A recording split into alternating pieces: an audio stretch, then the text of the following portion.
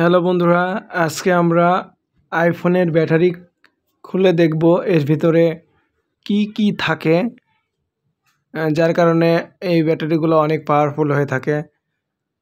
এখন দেখতে পাচ্ছেন আমি এটা কেটে নিলাম, এরপর আমরা খুলবো, এর ভিতরে দেখব যে কি রয়েছে।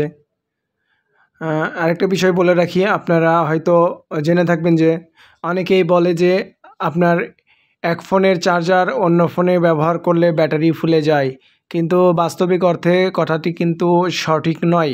কারণ আমি বিভিন্ন সময় বিভিন্ন চার্জার ব্যবহার করে আমার ব্যাটারিটি চার্জ করি, এখন পর্যন্ত কোনো সমস্যা হয়নি আমার। এবং আমার যে ফোনটি রয়েছে দীর্ঘ 4 বছর হচ্ছে, এখনও কিন্তু আমি ব্যবহার করছি।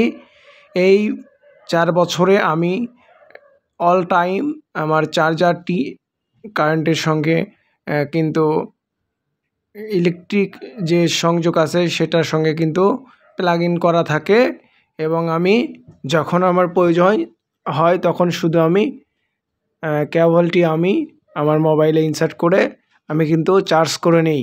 দেখতে পাচ্ছেন যে এই ব্যাটারিটি খুলছি আমি, এবং এই ব্যাটারির ভিতরে দেখুন কয়েকটি পার্ট রয়েছে, এবং একটার ভিতর দেখতে পাচ্ছেন যে একটি কপারের যে পেপার দেখা যাচ্ছে, কপারের পেপার দেখা যাচ্ছে, এবং তার আরেকটাতে কিন্তু অন্য ব্ল্যাক যে পেপার দেখা যাচ্ছে। দেখতে পাচ্ছেন যে এই দুইটার কিন্তু সংস্পর্শে নেগেটিভ এবং পজিটিভ এই কপারের যে